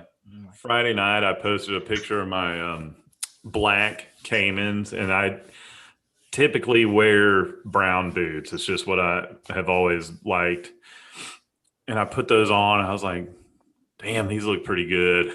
I need some more black boots. Yeah, that's definitely it. Like with my number 1s that I'm wearing now, I usually don't wear like all black, especially with like semi-gloss, semi-shiny. Lucas. Look at Lucas. It's 20 years to know Lucas. Oh, Lucas, you talking about? Yeah. Well, it's funny because there was, Lucas, they go live every once in a while on Instagram. And that's how that person, the spokesman, was pronouncing it also. Because me and CJ also harped on that. We're like, yeah, they were pronouncing it that way. So it must be right. Yeah. So I don't think I could pronounce it that way if I tried. So I'm just gonna. Why don't we just? I think maybe if I was explaining it to somebody in Spanish, the brand Lucchese. I think I used to say Luchis when I first heard it. Luchese. I think that's what it is. Lou Casey. Yeah, Lou Casey is how everybody in Texas has always said it. Yeah. So we But it's good to know. It's good Well, to and know. I say that there's so many Latinos here, though they may pronounce it like Angel does. I don't know, because like he said, it's a Latin derivative language. right. Well, I don't know. if you asked me to read it in Spanish, I would have said Luquese. Yeah. That's right. what, And I don't speaking Spanish, that's probably what I would have done. And under like trying to like understand like how I would hear an Italian say it, I would think that they would probably say Lucchese too, instead of Lucchese. I don't think that would be like their dialect. I don't think it would come out like that, like Lucchese. Yeah. I think it would be like Lucchese. Hey, Lucchese, babidi boobidi. You know? Hey, what else can I go off of? That was a good rendition of somebody in Italy buying some Lucchese boots. I got that from what is it? Family Guy. Family Guy, when Peter's doing the Italian voice, he's like, babidi boobidi, babidi boobidi. I don't know Italian. So this conversation has gone off the rails so bad. I love it. Man, I had something I wanted to bring up too. It was like it popped up in my head, and then we kind of took a left turn. I feel like the last segue where we were still relatively on track was where we were talking about, what colors that you need of a specific type of boot, because you'll have a black pair and you're like, man, these are awesome. Yeah. And you'll say, what if I had a brown version of this? And then that's kind of where your imagination goes wild. That's one thing I was saying was my number ones in the Magic Black. I normally probably wouldn't get a pair of just all black cowboy boots, but I saw the video of Jeremiah and I was like, man, those do look pretty good. They really show just a simple silhouette of your foot. And come on now, who's not into a really nice, sexy silhouette of a cowboy boot? You got the arch that kind of just accentuates, the shape of your foot. Yeah. And it's a dressy boot too. Exactly. I wore it to a funeral last month. Yeah, exactly. Yeah. I agree. Like I said, I put on my black ones and that's the only black pair I have right now. And I was like, man, I'm missing out. There's a, you only have one pair? One pair of black. Yeah. What about you, Wes? A black. I got two. Let me see. I got 2, 3, 4. I got about 5 pairs. I'm sorry. 5 pairs of black. I feel like in general, black looks really, really good in just sort of a everyday type of casual boot. Absolutely. And then brown, if you want to, like me personally, like I like pairing blue and brown together. Mm-hmm. Especially, pairing a brown belt with some brown shoes, brown belt, brown boots and stuff. So that's kind of where I'm basing it on. Like, if I want to wear a certain type of shirt, I'll wear the boots that complement the shirt or, complement the jeans and stuff. Mm-hmm. So that's kind of why I like the versatility of the different types of leathers, because you can go crazy with it. If you want to wear black, you don't have to wear the same black boots. You can wear, you can wear some ostrich, you can fancy dinner, bust out the sea turtles, whatever it is, you can just go crazy with it. Yeah, that's all part of exploring and just experimenting. So much fun. Yeah. It's awesome. And once you try a new pair, that's when you get really excited about, going with a different type of leather anymore. Yeah, definitely. Yeah, like me, and I posted it not too long ago, but I've been reviewing so many exotic boots lately that I was like sitting here looking, I'm like, I miss having cowhide boots to review. I need just some plain old regular cowhide. I miss the smell and opening up the box and all that. And I've got a few here in the queue now. So pretty excited. I was gonna ask. It's about time. Get another boot review out of you, Nick. Yeah. Well, I had some stalls here and there, but Friday I'm going to have one, and then I'll have at least reviews the 2 following Fridays. Gotcha. I may mix in some accessories here and there to try to stretch it out a little bit. Okay. But I've got a really, I'll post tomorrow. I'm waiting to hear back from somebody either this Friday or next Friday. I'm going to have a really, really cool video for you guys. Okay. Look forward to it. Nice. So so we're talking about black boots. Oh, so that, I don't know if you guys caught my last YouTube boot review. It was a pair of, it was like a heritage style boots. They were Indonesian made, and it's totally different from like cowboy boots, because this Indonesian, Indonesia had a bunch of Dutch settlers in like the 1800s show up, and kind of that people started learning how to make footwear, based off of the Dutch styles. So there's tons of Indonesian boot brands that make mostly lace ups. But my buddy just hit me up out of the blue and was like, "Hey man, I think these might fit you." So lo and behold, yeah, they fit me, but they're stiff. And Really? They have 3 layers of leather for the sole, like midsole. There's like a triple midsole. It's crazy.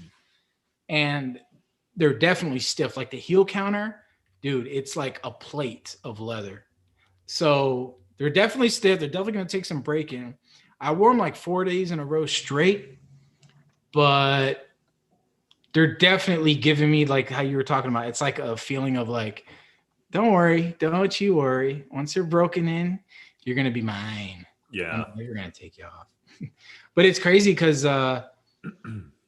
this is a total, different community. But there's a Japanese bootmaker called John Lofgren, and he made a post on Instagram, and he used a hashtag that was like not made in China.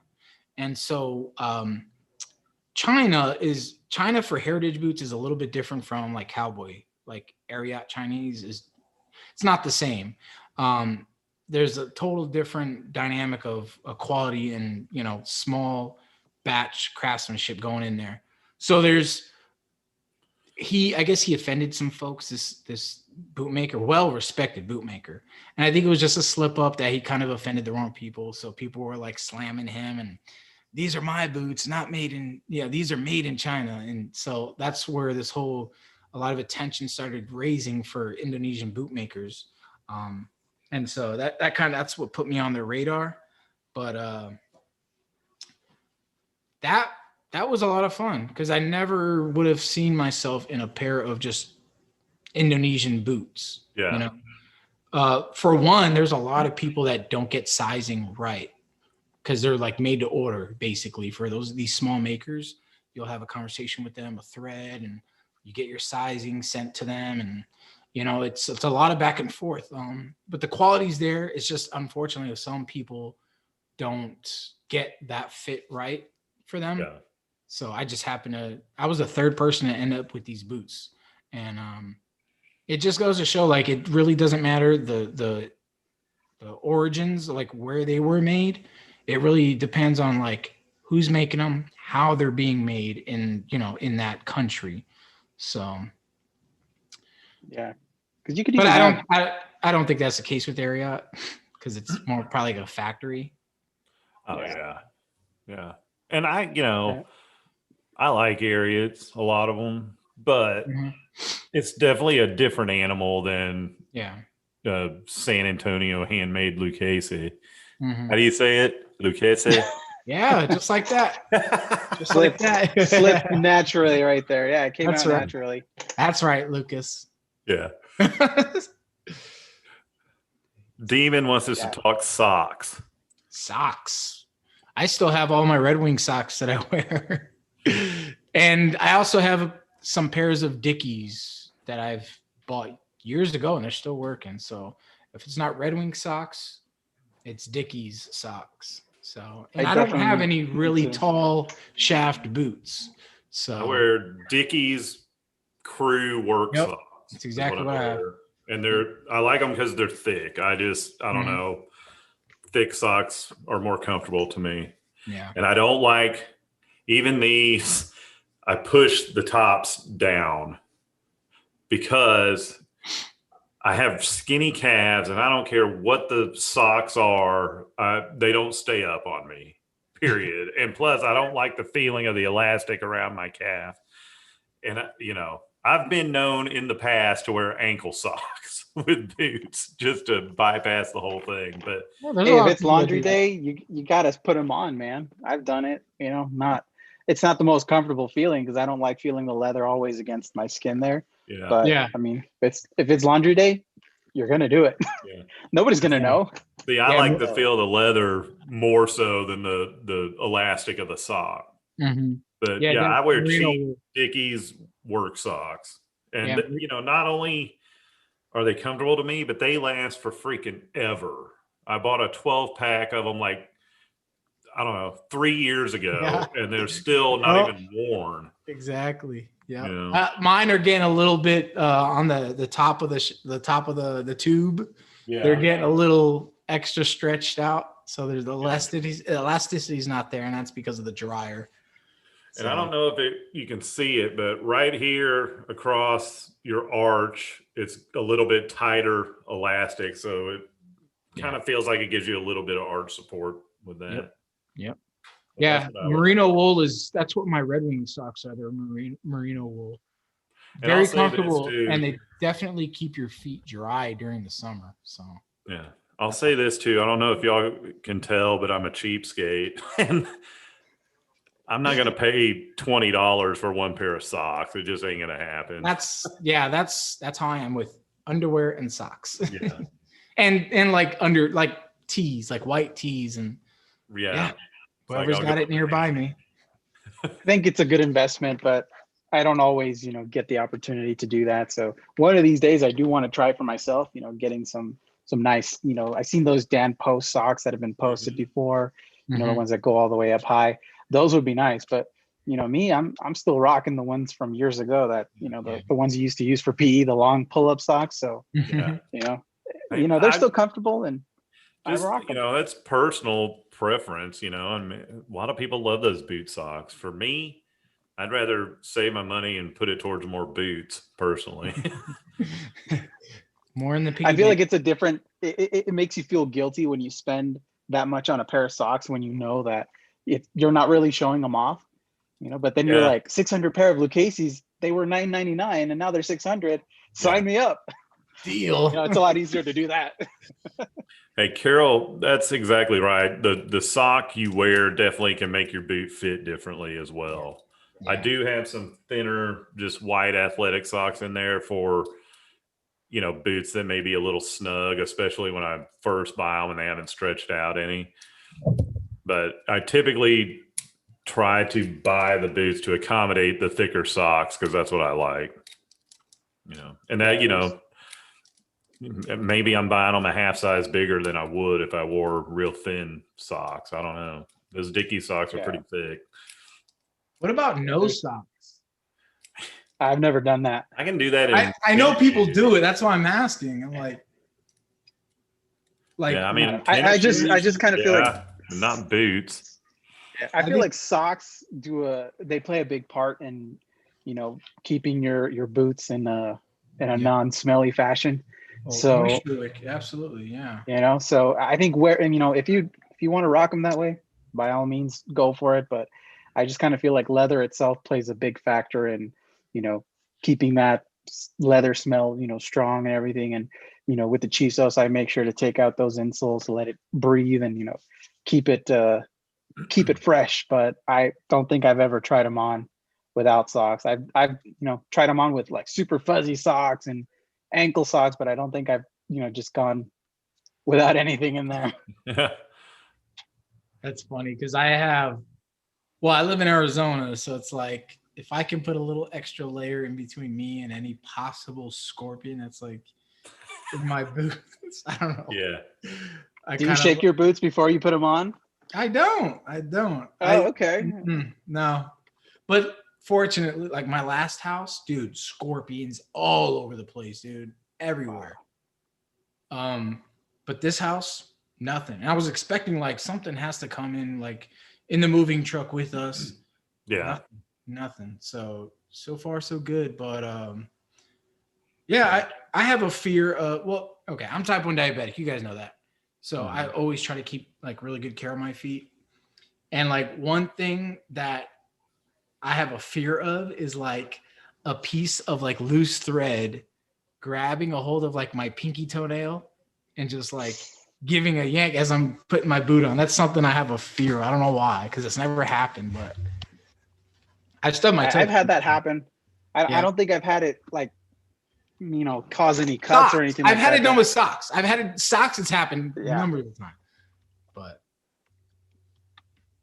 I mean, I think that's anybody's like fear that they refuse to admit. right, yeah. Thicker socks stretching out the boot too much. Yeah. Well, no, I would say no. Demon by design. Does anyone like me worry about thicker socks stretching out the boot too much? That your thin socks won't fit right after time? I'm weird that way. You might have a valid argument. Yeah. But I don't know. I think most boots have a certain amount of elasticity to them. So I think that, millimeter thickness difference. Yeah. Yeah, I don't She was the know hot how cold much fluctuation. I think it could stretch a little more. I don't know if it would be enough to be noticeable if you put Yeah. on a slightly thinner sock, but me, I just Could always typically wear rebound. the same socks all the time. So Yeah. So I sent you guys a photo. I sent these two guys a photo yesterday or the day before. It was a bed made out of an old tailgate of an old like vintage. I don't know if it was a Chevy or what, but I think it was a C10 or something. Was it? Okay. I So yeah, think it was an old yeah. Chevy truck, and the headboard was like the back glass window, the back of the cab, really the back wall of the cab of the truck. I thought that was pretty cool, and I sent it to the guys. Like I was getting ready to say like, oh man, I'm getting ready to build the kids a bed. This would be a good idea, but I was like, that'd actually be a better idea for me. yeah, exactly. And then Nick was like, dude, I would get that bed. I was like, yes, I'm not the only one. It's pretty sick. So I'm getting ready to build my 10-year-old and my 2-year-old are going to start sharing a room pretty soon. And because we want the 2-year-old out of our room, and I'm going to be building them like an interesting bunk bed. So I'm like, I can make one out of like pallets and 4x4s, or, there's so many things you can make a bed out of. Mm-hmm. And I was wondering, have any of you guys ever seen like some really interesting handmade beds out of like interesting materials? Like the one picture was recycled truck. Yeah. So the corner posts were like the tail lights. Yeah. And then the foot of the bed was a tailgate. I think that was pretty cool. It was. I think it'd be hard to turn that into a bunk bed, though. Yeah, right. Unless you you utilize what would be like a roof rack of the truck, and made the other bed on top of it. Right. But I have seen some pretty cool bunk beds where the bottom bunk is attached to the wall, and then instead of building that little ladder that is right next to the foot of the bed, it's built right into the wall. And then the top bunk is like built into the wall as well. So the kid basically climbs up to his bed without pretty much getting in the area of the lower bunk. I always thought that was a pretty cool design because it kind of uses that whole space up there without it going into the other room, because the bottom bunk room. Yeah, I've seen a lot of interesting, like innovative designs with bunk beds. What? A lot of them require, like the really cool looking designs require nice size room. So yeah. And then we have a ceiling fan in there, and I'm like, obviously you don't want the kids like dun, dun, dun, dun, dun, dun, catching their forehead. I've seen it, I've done it. Yeah, Twisted Willow Fabrication could come up with something. Right. Well, I'm definitely a DIY. Like I like to weld and cut and stuff like that. So I was hoping to see if, if anybody's ever seen a lot of handmade stuff up here is cedar or pine. Or if we could bring back the Murphy bed, for a bunk. Just make it look like it's a frame and just have it fold out. Yeah, I always thought those were cool. I always wanted one. When I had, are you talking about the ones that come out of the wall? Yeah. Yeah. Plus, then you don't have to make your bed; you just fold it up. Yeah. Yeah, I always was jealous of those people on shows who had a Murphy bed. I was like, man, that's so freaking cool. They just put their bed away. Who can do that? There's a couple like sitcoms when I was a kid growing up where people had that bed. I think one of them was it Charles in Charge? There's one of those shows. Anyway.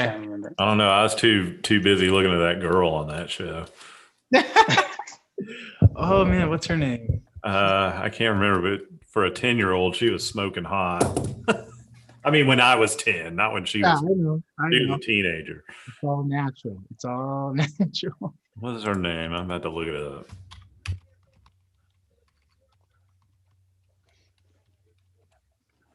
Speaking of sleeping bag, Nicole Eggert.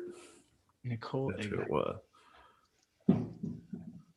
Speaking of sleeping bag, yeah, man. I pulled a bed liner out of my truck. I want to turn the back of the truck into like an overland camp setup where I can camp in the bed of the truck, have a rooftop tent, because we got 4 kids, so you got to accommodate everyone. But I'm trying to get rid of the whole camping on the floor with the tent on the floor. Yeah. You lose a lot of body heat sleeping over the floor like that. Let's see. I guess Murphy beds are still pretty popular because they do sell the kits out here. So I would think something like that would never go away. There's always going to be people who want it, especially for guest bedrooms. Yeah. Like studies that can be also serve as a guest bedroom. Definitely. Yeah, that would be pretty cool. A lot of them have this really cool storage on either side of it. Yeah. Make a little boot room / guest room. Right. So here's one I'm looking at, and instead of having like a frame for the beds, they're just kind of floating. And what it is they built like a platform, and then they've hung that platform with chains or a rope, like at the wall. Yeah. And they've got 2 of them staggered. The top one's like over here, and then the bottom one's over here. Okay. It's pretty cool. I wouldn't mind like an L stagger like that. Yeah. Something that'd be like cool. That would be interesting. Anyone remember when Jason Voorhees smashes that girl against the tree while she's in the sleeping? Wow. I don't know. I remember when he shot some dude in the eye with a crossbow. That was pretty cool. Jason movies. Look at this guy. I never have this guy with me during the live stream, but he is loving this right now. Nice. Mine came up a couple of times too, and I was like, "Go away, I'm busy." Do this more often with them. I don't let my cat in here, but he'll sit outside the door and just howl. Drives me nuts. Yeah, so, I remember I saw a video where you said my cat's making a whole bunch of noise. Yeah. All of a sudden, I'm like listening. You could hear the cat just. Yeah. All right, here's mine. Mine came to join a little bit. There she is. She's nice. Big attention seeker right here. So you only have cats, right, Nick? Yeah, my wife. She doesn't work for them, but she fosters cats through an organization. Oh, okay. And I was always a dog guy, but she's a cat person. And so we've always had cats since I've been with her.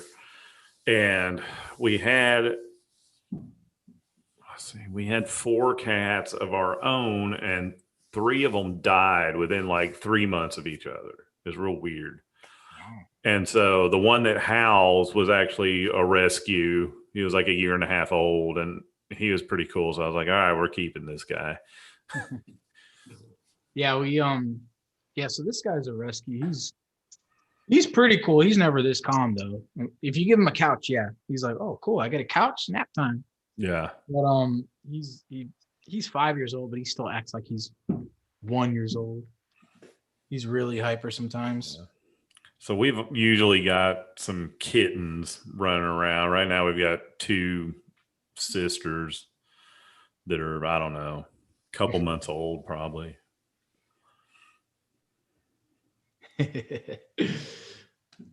He's good, man. He's a good boy. I'll leave him alone. Let him get all he can because Let him get some rest. Yeah, he knows this is limited time. But he's a real jerk sometimes. So what are Wes, give What's us up? your Grail boot. A boot that you haven't seen yet. That you'd be like, if they did this, this, and this, I think it'd be the perfect boot. That's a good question. As far as a Grail boot, I don't know what type of leather I'd want, but I've always liked, one thing that drew me particularly about the Chisos is that little red line in the heel, which I think looks super cool. Mhm. Now, what I wish I could do is I wish let's pretend this was a Chisos, which I know it's not, but anyways, if they could do that little red line, like the heel is right here on this side of the stitching on the outsole, I would freaking love that. And I've always been a fan of black cherry combining black and red. So if I could do some sort of a black cherry crocodile belly with some bright red stitching, I think that would be, that wouldn't necessarily be my Grail boot, but it's a dream boot, that I would love to have. And, having a Grail boot itself, I feel like regardless of what color it is, you're going to appreciate it because of its value to you. So Yeah. currently Well, I have a couple of Grail boots are subject to change, so they can change. Yeah. Mine changes daily because I get on Facebook and Instagram. Yeah. Every time I log in, I I'm want like, that one now. That's a Grail boot. Yeah. But currently I think I'd probably go with the Nakona Sea Turtles. These are probably my current Grail boot. And I like that. Man. Those are black. They're right? really, really pretty. Yeah, these are all black. And then, right here, what I like about this is the detail to the stitching. Because if you actually look at it, it's got some green stitching on it. Yeah, it looks like an olive green or something in there. Yeah, it's almost like I feel like if you put it in the sun, the green pops out way more. So it almost looks like a lime green, but it's just mellow enough where you can still rock it out, and it's a beautiful looking boot. And I copped these from eBay, and I was just like, I'm gonna sell these. And as soon as I got them, I started having second thoughts. So I posted them up as a little bundle with the ants that I have. But my only thing is I just can't find myself letting go of the Nakonas. So I think I might just sell these by themselves. Yes, Carol brought up that's exactly what I was thinking too, was Zane might be able to throw in like do you remember when did you see when he was when we had him on? Yeah, I think it was explaining last week, I think. Yeah, I think it was last week. He was explaining how he put a like a rubber layer in there to match. It was like like a neon orange. I'm sure. Yeah, the orange with the brown, right? Yeah, you could probably get even like a Soul Saver in like that color red. Yeah, I think that'd probably set off a pair of Chisos pretty sweet. Yeah, or like I wanted to have, and I asked Will about it, but he told me it couldn't be done. So it's fresh in my mind, just as an idea for the future. But I love the stitching of the number 2, with the petroglyphs design on it. I wish I could have that on the number 1, in like a bright red stitching. Yeah. That would be like freaking amazing, but I still love, the whole moon and stars design on the number 1s. It's just if I wish I could, give it my personal touch, like you said, adding something that makes it you. That's what I would love to do. Okay. I think he has offered before a limited run with the reverse stitch pattern. Oh, really? Oh, really? Yeah. No, it wasn't red. I mean, I could be wrong, but I'm pretty sure he's done that before. And it was like real limited, like when he comes out with double E widths, Okay. Somebody just turned my truck on. I guess. So Demon says he likes the quote, Grail boots are subject to change. Well, it's true, I think right? the Everybody. I think the perfect thing to add would be are subject to change without notice, because Yeah. you're the last one who will notice it, you know? Yeah. We may have to make that the Toe Bugs motto. I know we've disclosed our Grail boots, but I'm sure I could tell you something completely different now because I can't even remember what I don't even remember what I said. Yeah. Because Yeah, I've it changed depends my the day mind that you ask me. 20 times since then, I'm sure. Yeah. Yeah, it depends what I'm wearing. That will depend on what my answer will be for what a Yeah. Grail boot is. Yeah. Right now, I'm really digging Elephant. And I Elephant's never really liked nice. Elephant before, but for some reason right now, I'm really liking it. That gray and black kind of. Yeah, color. either that or like the kind of honey or cognac color that shows the wrinkles in like a lighter color, I think looks really good. Okay. Yeah, I definitely like Elephant because it has like a thick texture to it. Yeah. And just the pattern itself too is incredible. I like that a lot. And I still want some Diamondback rattlesnake. Diamondbacks. Oh man, that's dope. Those are really, really cool. There's this guy that Lucas showed me, Dustin Bowen. He does a lot of custom Lucasa work. He works out of their facility, I guess, Mm-hmm. and he does a lot of custom work for customers. I think he had a pair of Diamondbacks, like snip toe, but of course, I think they were like a side zip. So You lost me there. No, I'm just kidding. Yeah, I think I would get like a medium round toe in Diamondbacks. Probably Elephant too. Or maybe a 7-toe in the Elephant would look good. I think I don't think I've ever seen a 7-tone elephant. I don't know that I have either, but for some Yeah. reason I think it would look good. I think a nice, I think a little slightly higher heel with a just a slightly wider round toe, I think would be a Grail silhouette for me. Yeah.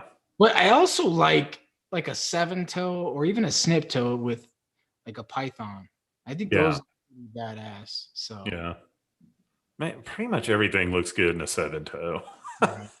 It does. You know, the only thing, and forgive me, Lucas, you may like it, but the only thing I've seen that I didn't really like is I saw some, what is it, Pirarucu, the big fish.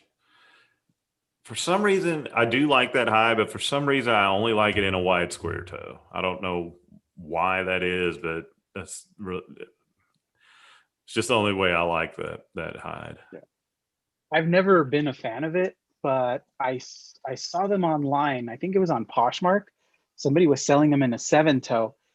And I actually looked at it and I found myself thinking, that doesn't actually look bad. I maybe it's because, you know, it's got that diamond, you know, inlay, just like the anteaters. But in a 7-toe, it's actually not that bad. You know, personally, it's not my thing, especially because most of the time you see it in a wide square toe. Yeah. So when I saw it in the 7-toe, it looked kind of nice. Yeah. I'll tell you what I've been giving more thought to and consideration to is the banderas or the banderos. Yeah. The Tacovas. I don't know, something about them. There's just, they kind of. Yeah, I like the way they look too. Yeah. Obviously. Lucas White has some 7-toe Pirarucus for sale.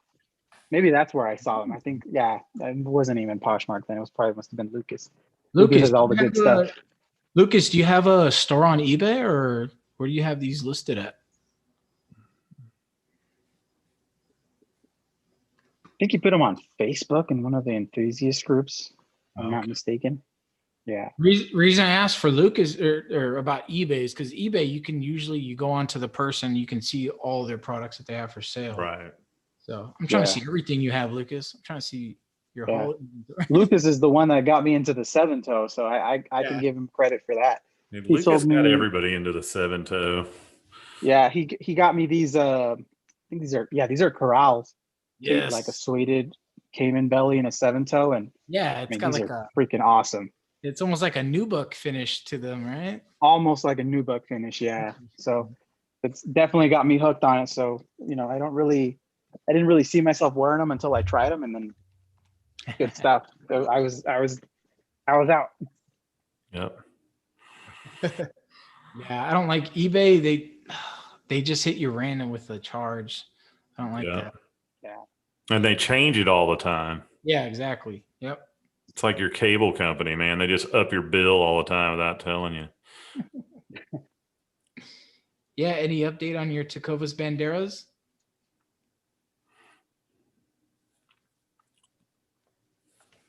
Cheap option or something.